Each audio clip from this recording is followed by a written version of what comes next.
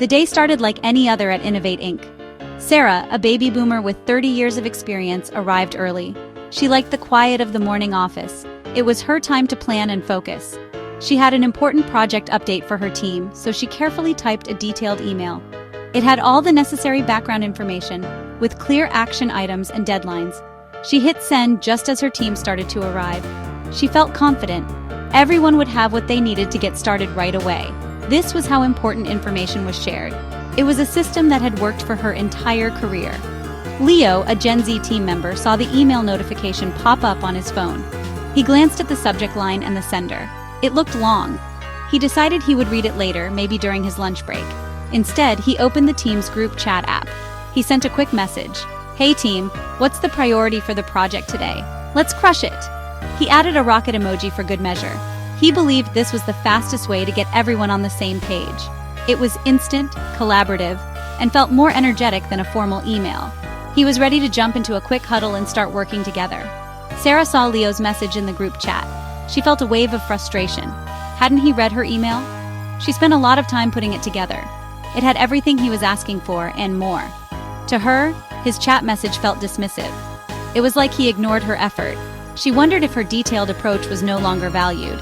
From her perspective, a quick chat message was too casual for such an important project. It lacked the seriousness and detail required. This small interaction created a feeling of disconnect between them. Leo, on the other hand, was confused by the silence that followed his chat message. He wondered why no one was responding. Did he miss something? He saw Sarah at her desk, looking serious. He thought maybe she was upset about something else. He had no idea his message had caused a problem. He just wanted to get the team aligned quickly. He valued speed and direct interaction. To him, waiting for everyone to read and digest a long email seemed slow. This simple morning mix-up shows how different work styles can lead to misunderstandings, even when everyone has the best intentions. Generational differences at work are simply the different ways people from various age groups see the world. Think of it like this. People born around the same time often share similar life experiences. They grew up with the same major world events. They used similar technology. They listened to the same music and watched the same movies. These shared experiences shape their values, their attitudes, and their expectations. This is especially true when it comes to work. What one generation sees as normal, another might find strange or even rude. It is not about one way being right and another being wrong.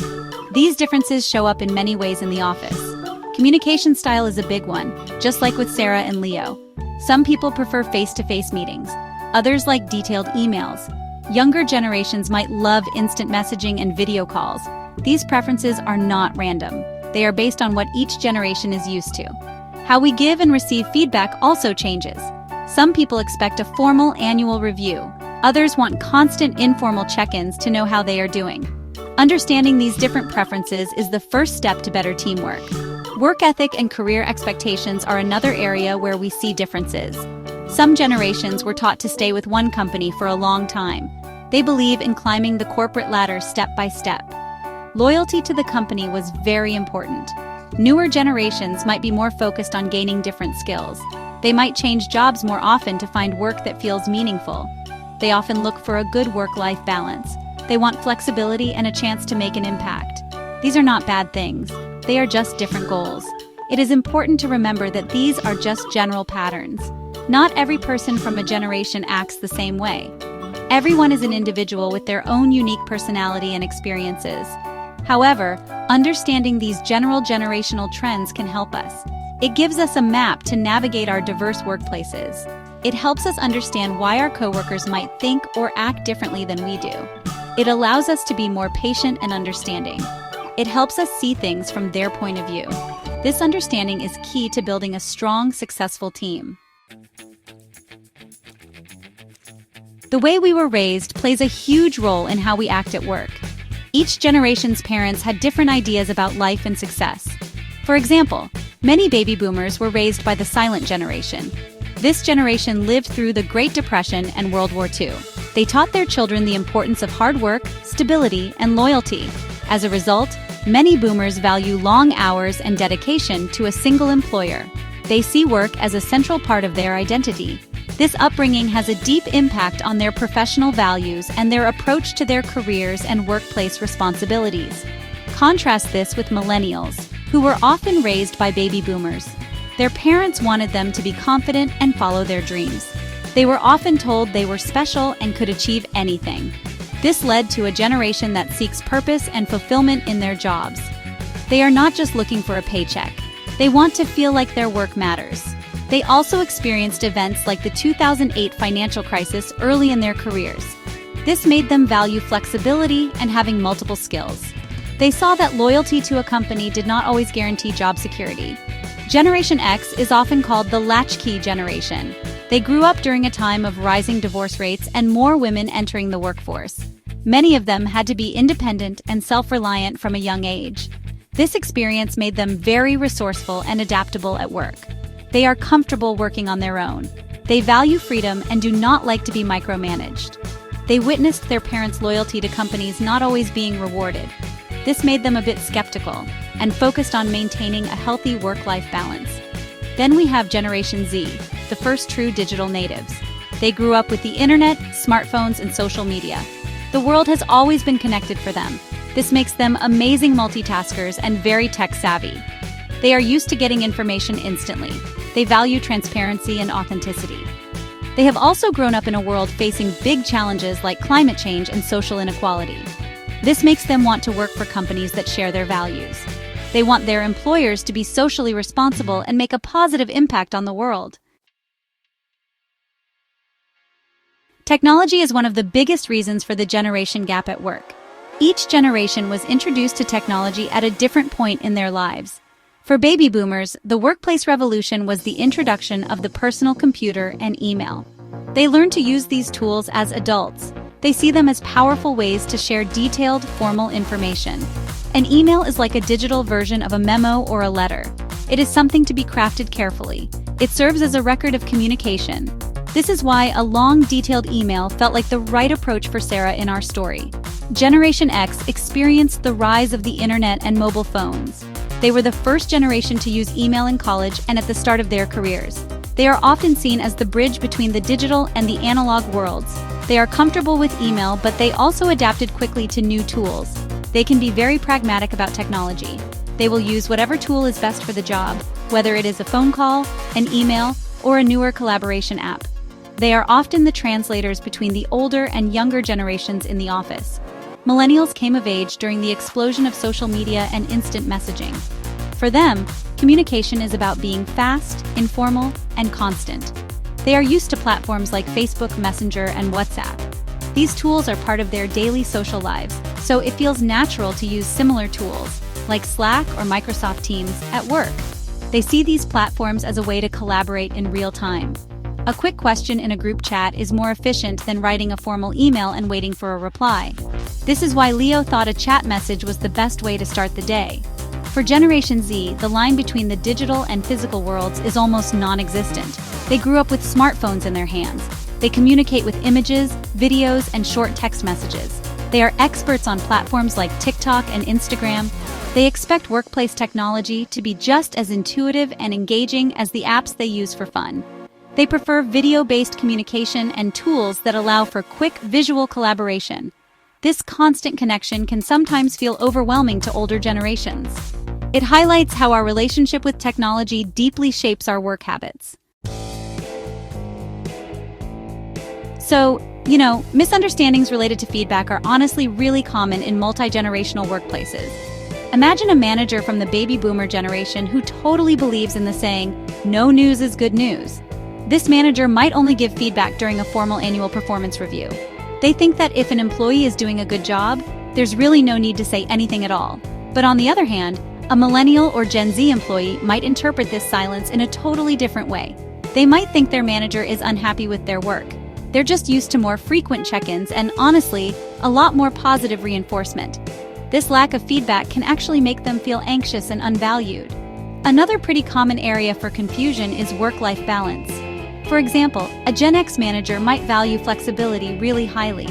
They might tell their team, "As long as the work gets done, I don't care when or where you do it."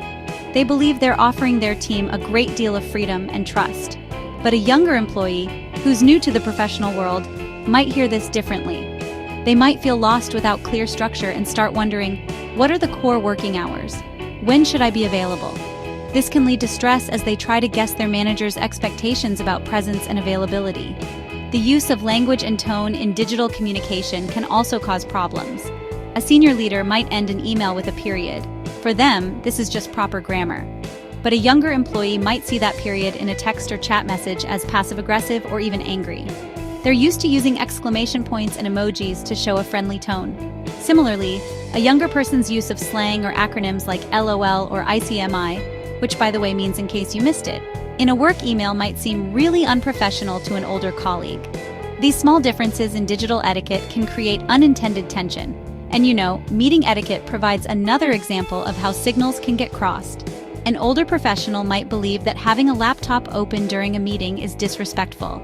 They may feel that the person is just not paying attention and is distracted by emails or other tasks. To them, full attention means making eye contact and taking notes with a pen and paper. A younger professional, however, might be using their laptop to take detailed notes directly into a shared document. They might even be looking up information relevant to the discussion. They see their device as a tool for engagement, not a distraction. The first and most important step to bridging any gap is active listening. This means more than just staying quiet while someone else talks. It means trying to truly understand their perspective. When a coworker from a different generation shares an idea, listen without judgment. Ask clarifying questions. You could say, "Tell me more about why you see it that way," or "Help me understand your thought process." This shows respect for their experience. It also helps you see the value in their approach, even if it is different from your own. Businesses can encourage this by training managers in active listening skills. Clear communication is also essential. Since different generations have different communication styles, we cannot assume everyone understands our messages the way we intend them. It is best to be overly clear. For example, after a meeting, send a follow-up email that summarizes the key decisions and action items.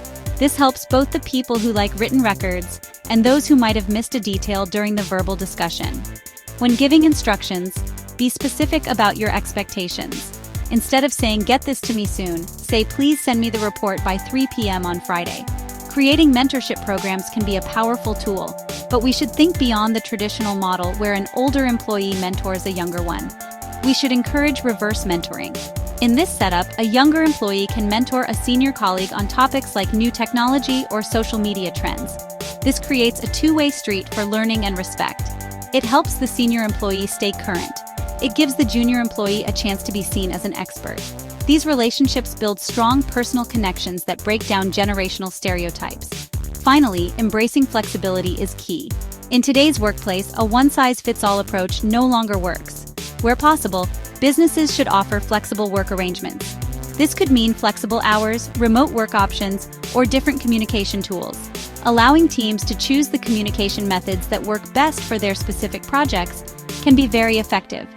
One project might be perfect for a fast-paced group chat, while another requires detailed email updates. By being flexible, companies show that they trust their employees and respect their individual needs and work styles. This builds a more inclusive and productive environment for everyone. A mid-sized marketing agency, let's call it Creative Solutions, was facing a common challenge. Their team was a mix of seasoned marketing veterans and recent college graduates. The senior members felt the younger staff were not taking their work seriously enough.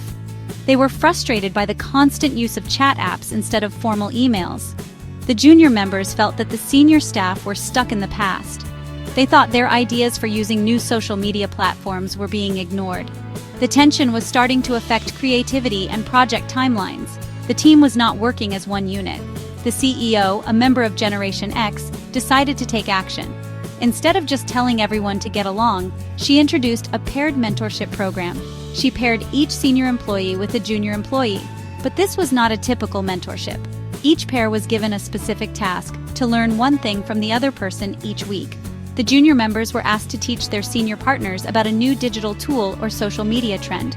The senior members were asked to share a lesson they learned from a past marketing campaign, a success or a failure. At first, some pairs were awkward, But soon, things started to change. A senior art director named Robert was paired with a young graphic designer named Chloe. Chloe showed Robert how to use a new video editing app on his phone. He was amazed at how quickly he could create a short, engaging video for a client's social media. He had always thought video production was a long and expensive process. He started to see the value in the fast, agile approach that Chloe and her peers preferred. He began to respect her knowledge of modern tools. In return, Robert shared a story with Chloe about a campaign from the 1990s that failed spectacularly. He explained why it failed. The message did not connect with the audience's core values. This was a powerful lesson for Chloe. She realized that behind all the new technology, the fundamentals of marketing, understanding people, had not changed. She started to appreciate Robert's deep experience and wisdom. The mentorship program helped them see each other as individuals with valuable skills, not just as members of a different generation. The whole agency's culture began to improve as these pairs started collaborating more effectively on projects. One of the simplest things you can do every day is to assume positive intent. When a coworker does something that seems odd or frustrating, take a moment. Pause before you react. Instead of thinking, "They are trying to ignore me," or "They are so unprofessional," ask yourself, what is another possible reason for their action? Maybe the person who sent a short, blunt email was just very busy. Maybe the person who asked a question in a group chat did not see your detailed message yet. Starting from a place of curiosity, not judgment, can change the entire dynamic of an interaction. Another daily action is to adjust your communication style. Think about the person you are talking to. If you need to communicate with a senior colleague who you know prefers face-to-face conversations, walk over to their desk instead of sending a chat message. If you are a manager sending a task to a younger team, consider following up your email with a quick message in the team chat to make sure they saw it. This small effort to meet people where they are shows respect. It makes it more likely that your message will be received and understood in the way you intended. Make a habit of asking questions about preferences. Do not assume you know how your team members like to work. Just ask them. You can say things like, "What's the best way to get in touch with you if I have an urgent question?" Or "Do you prefer feedback in writing or in a quick chat?" This is especially important for managers leading diverse teams.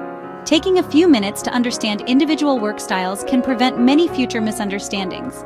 It also helps everyone on the team feel seen and respected as an individual, not just as a stereotype of their generation. Finally, share a little bit about yourself and your experiences. You do not need to share your whole life story, but small moments of connection can build powerful bridges. During a team lunch, you could share a story about your first job, or you could talk about a piece of technology that changed the way you worked early in your career. When we share our own stories, it helps others understand our perspective. It humanizes us. It reminds us that we are all just people, shaped by our own unique journeys, trying to do good work together. These small, daily actions can create a much stronger and more connected team. The modern workplace is a beautiful mix of people from different generations.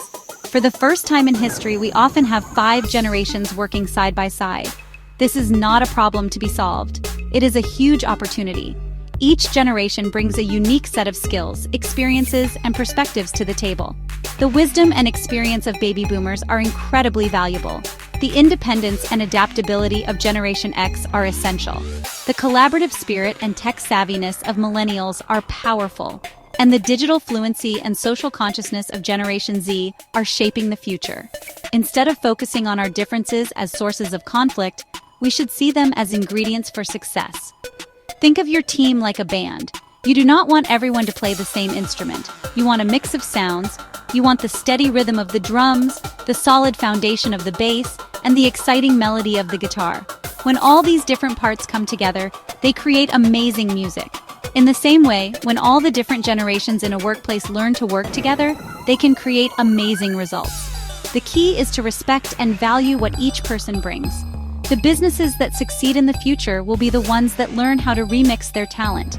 They will be the ones that build inclusive cultures where everyone feels welcome. They will encourage mentorship that flows in all directions. They will embrace flexible work styles and new technologies. They will understand that a strong team is not a team where everyone thinks and acts the same. A strong team is a team where different viewpoints are shared, debated, and combined to create something new and better.